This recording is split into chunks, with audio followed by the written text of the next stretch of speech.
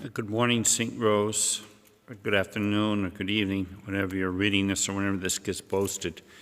I think I have said enough that we've been having so much trouble with our Facebook live feed and posting things. We're going to try some different venues, including YouTube.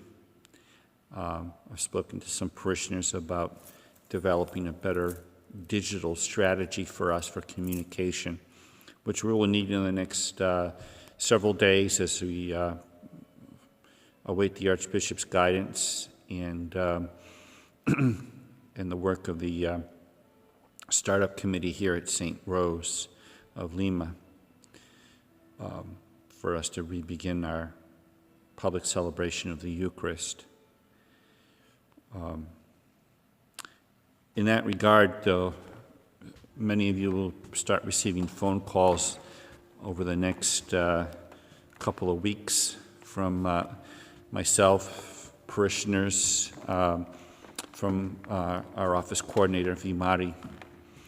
And we're reaching out for a couple of reasons. One, we want to connect with folks, see how things are going. Two, we want to get some information about your email addresses and cell phone numbers and those sorts of things that will allow us to really be able to set up a system that we're going to need for us to be able to public celebrate the Mass with some efficiency, including communicating people, in the event, because we'll only be allowed 50 people in the church, right? So in the event that that the church fills up early and stuff, we'll be able to alert people pretty quickly. There'll be some other options, I'm hoping. I want to let the startup committee do their work and present some of their findings to the whole group. They're working in subgroups. Yeah, so there's 3 groups working in this Restart team. The first one is folks who are going to be figuring out the procedures and how do we gather 50 people for Mass. So it's done fairly, equitably, most of all safely. What are the doors that we're going to be using? How do we monitor folks? I believe we're going to be asked by the governor to take temperatures of people when they come into church to make sure nobody's actively with an infection. Again, the specifics will get worked out in the next, in the coming days, over the next several days and weeks, and we'll let everybody know what those are, so people can make their own judgments about coming to church and about doing it in as safely as we can possibly do it.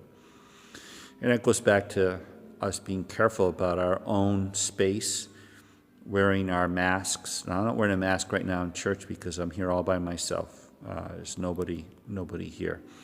When I go home to see my folks and do grocery shopping, when I'm out grocery shopping here, I have my mask on. It's not so much protecting myself from other people, but protecting people from me and the possibility of me carrying asymptomatically the virus. And that would be the worst thing for me to feel, that somehow that somebody got sick because I was careless. And it really goes to being about living a Eucharistic life for all of us, right? That we care for one another, that we're in this together. And what this means is the nitty-gritty things of life, right?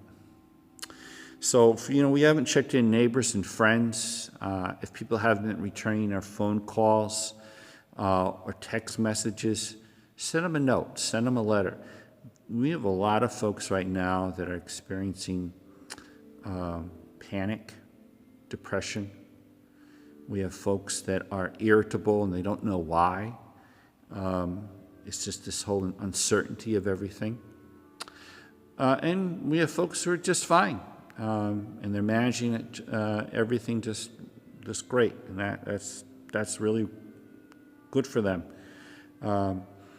But there are others we need to be mindful that are really having a difficult time. So reaching out to folks and in different ways that we may not have even done before, like sending a letter or a note or a postcard, is a way of just helping people break that isolation and let them know that they're not alone in this, that we are, as a Eucharistic community here at St. Rosa Lima, we are together. We may not be together for church and to take Holy Communion, but we're still church, and we're still a Eucharistic people. God bless. Peace.